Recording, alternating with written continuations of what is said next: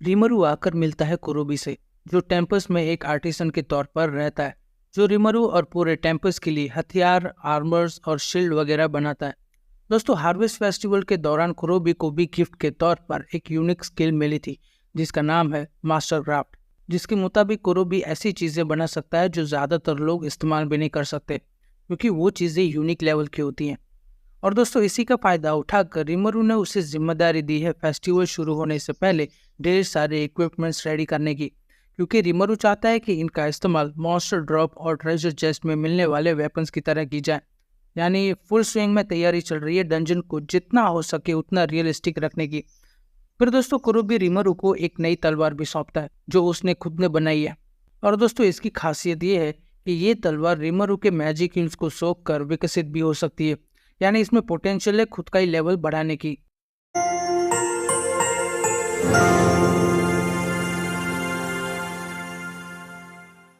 वहां से निकलने के बाद बेनिमारू और एल्बिस रीमरू को मिलते हैं। दोस्तों, रीमरू ने बेनिमारू और एल्बिस को पहाड़ों में भेजा था ताकि वो लोग वहां रहने वाले टेंगू ट्राइब से सॉर्सरर डायनेस्टी ऑफ थाईलैंड तक जाने वाले रोड को बनाने के लिए उनसे नेगोशिएट कर सकें। और दोस्तों, रीमरू को लगता था कि टेंगू ट्राइब डिसेंडेंट्स हैं एंजल्स और बीस्टमैन के, बट रफाइल का मानना है कि वो लोग कोई डिसेंडेंट्स नहीं है, बल्कि वो लोग बीस्टमैन के शरीर में एंजल्स ही हैं। अब क्योंकि दोस्तों ये इन्फॉर्मेशन सीधे रफाइल से आई है, तो इसके चांसेस हैं कि ये इन्फॉर्मेशन एक्यूरेट होगी। फिर वो दोनों नेगोशिएशंस के वक्त वहाँ क्या क्या हुआ वो रीमरू को बताते हैं। दोस्तों, उस रात जब बेनिमारू और एल्बिस वहाँ उनसे मिलने गए, तब उनका स्वागत वहाँ की एल्डर की बेटी मोमी जी ने किया, क्योंकि उसका कहना है कि एल्डर इस वक्त बीमार है, इसलिए उनसे बात उसकी बेटी करेगी।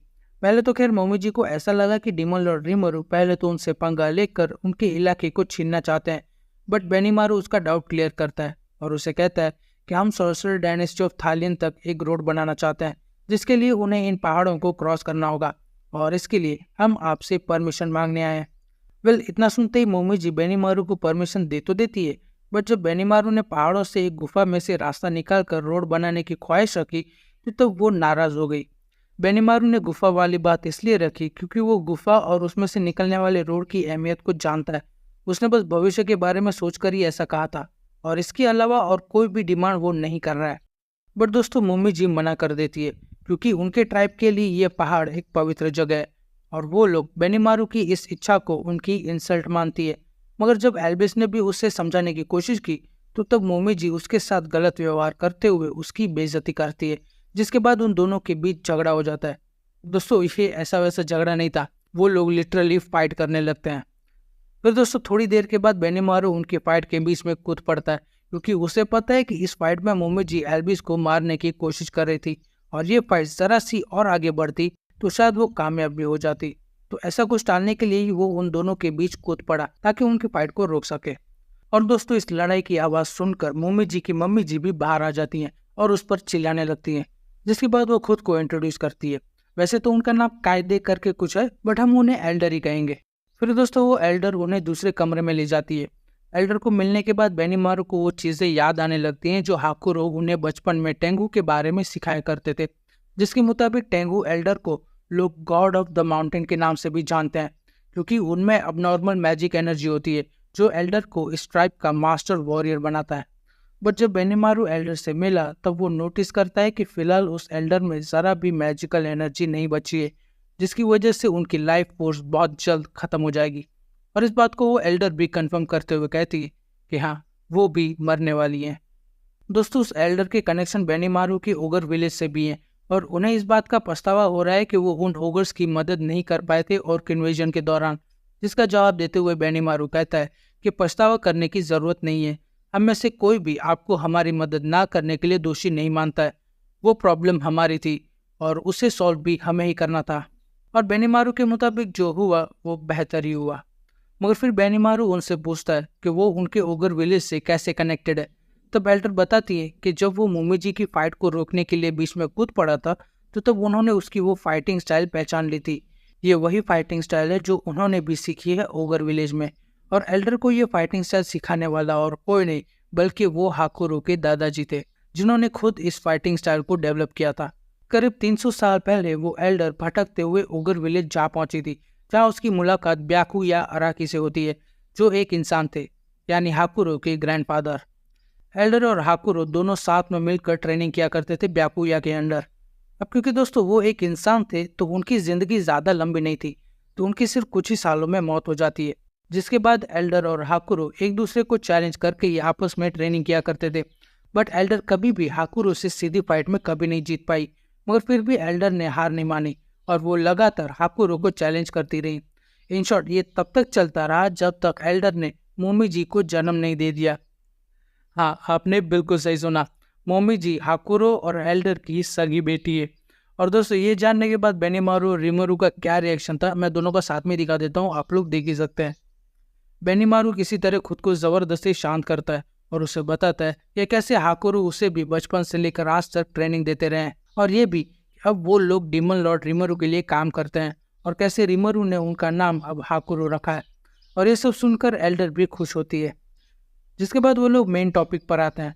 एल्डर कहती हैं कि हमें मंजूर है जो भी तुम कह रहे हो, यानी वो टेम्पस को इजाज़त देती है कि वो गुफा बनाकर पहाड़ों से रास्ता निकाल सकते हैं, और साथ ही उनकी पूरी ट्राइब अब डीमन लॉर्ड रिमरू के अधीन भी होने के लिए तैयार है।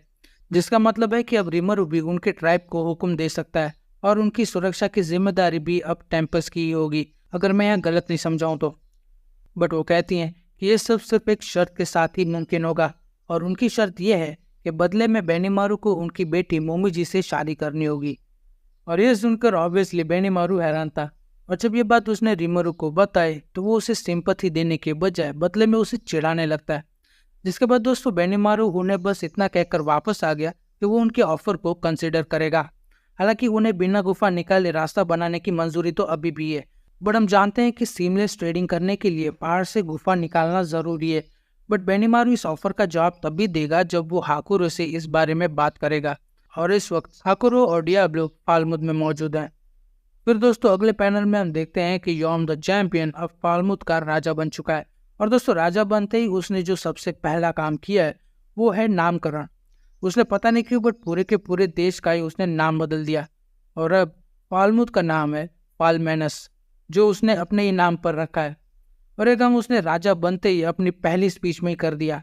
हालांकि वो स्पीच बहुत ही छोटी थी, बट उसने लोगों को भरोसा दिलाने की कोशिश की कि जो गलती पहले के राजाओं ने की है वो वैसी गलतियां नहीं करेगा। वैसे तो डियाब्लो और हाकुरो ने मिलकर अच्छी खासी लंबी स्पीच रेडी करवाई थी योम के लिए, बट उसे स्पीच का थोड़ा सा भी हिस्सा याद नहीं रहा। मगर फिर भी वह हाकुरो और बाकियों को लगता है कि वो वहाँ की जनता का दिल जीतने में जरूर कामयाब होगा, आज नहीं तो कल। फिर अगले पैनल में हम देखते हैं कि मेयर माइल्स अब टेम्पस पहुंच चुके हैं, और उनके रहने के लिए रिमरू ने एक विशालकाय मैंशन बनवाया है सिर्फ मेयर माइल्स और उनके सर्वेंट्स और बॉडीगार्ड्स के लिए। और उनके साथ दोस्तों गाबीमोन भी था जिसका एक हाथ कटा हुआ है। जब रिमरू ने पूछा कि क्या हुआ, तब मेयर माइल्स बताते हैं कि जब वे ब्लूमर से निकले थे यहाँ आने के लिए तब उन पर बैंडिट्स ने हमला कर दिया। और दोस्तों ऐसा बार बार होता रहा है उनके सफर के दौरान, और हर बार कहीं से गाबीमोन आता और उनकी जान बचा लेता। और आखिरी बार जब हमला हुआ तब उन बैंडिट्स ने बेसिलिस्क को भी उन पर छोड़ दिया था, जो एक मॉन्स्टर है। और दोस्तों वो बेसिलिस्क कितना पावरफुल था कि मेयर माइल्स के बॉडीगार्ड या खुद मेयर माइल्स भी जिंदा नहीं बचते अगर गाबीमोन ने उन्हें बचाया नहीं होता तो। और बेसिलिस्क के इसी हमले में उसे अपना हाथ गंवाना पड़ा। हालांकि बदले में मेयर माइल्स ने गाबीमोन को फुल पोशन भी ऑफर किया था, जिससे उसका हाथ जैसा था फिर से वैसा हो सकता था, बट गाबीमोन ने इनकार कर दिया क्योंकि उसे ये गलतफहमी थी कि वो अपने काम में नाकाम हुआ है। अब देखो गाबीमोन काफी स्वाभिमानी गॉब्लिन है, क्योंकि जो असली हमलावर था वो तो कभी पकड़ा ही नहीं गया, तो उसे लगता है कि वो इस लायक नहीं है। मगर रिमरू का तो कुछ और ही मानना था। वो गाबीमोन की कंप्लेंट सुने बगैर ही उस पर फुल पोशन डाल देता है, जिससे उसका पेट्रीफाइड हुआ हाथ पूरी तरह हील होने लगता है।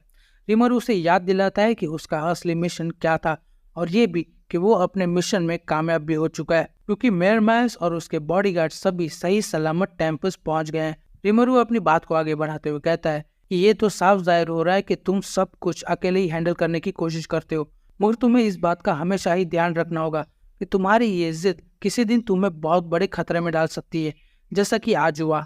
और तुम इस दिन को कभी ना भूलो, इसलिए मैं तुम्हें अपनी कताना देता हूँ, जो तुम्हें हमेशा ही ये याद दिलाती रहेगी कि तुम अब अकेले नहीं हो। और वो अपनी तलवार निकालकर उसे देता है और कहता है कि तुम्हें दूसरों पर भरोसा करना सीखना होगा अगर तुम्हें अपनी लिमिट क्रॉस करनी है तो। इसी के साथ रिमरू को आशा है कि गाबीमोन को मेयर माइल्स के साथ रहकर कुछ न कुछ और सीखने का मौका जरूर मिलेगा। मगर इसी के साथ रिमरू को फिक्र भी हो रही थी, क्योंकि एक मॉन्स्टर के जरिए हमला करना, और वो भी तब जो फाउंडर्स फेस्टिवल बेहद ही नज़दीक है। तो इस बात को रिमरू नज़रअंदाज नहीं करना चाहता है। तो इसलिए वो रीगर से कहता है कि हमारे इलाके की सेफ्टी में इजाफा किया जाए, जिससे कि फेस्टिवल में किसी भी तरह के हमले की संभावनाएं कम हो जाएं। दोस्तों, इसी के साथ मैं अपने इस वीडियो को यहीं ख़त्म करता हूँ। अगर आपको ये वीडियो अच्छी लगी हो तो एक लाइक ज़रूर कर देना, नहीं अच्छी लगी तो डिसलाइक कर देना यार, चलेगा। मैं मिलूंगा अब आपको अगली वीडियो में, तब तक के लिए sayonara. I play Ruby cause she hoeing Mr. Brownie, birds I'm flowing Giga drain, my money growing Give me brain war, total soaking Squirtle squad, my boys in the ocean Give me pussy and rub it with lotion We evolved and it caused a commotion Hit the plug with them hyper potions Some hyper potion Yeah Johnny Grove, I'll hit you with a leaf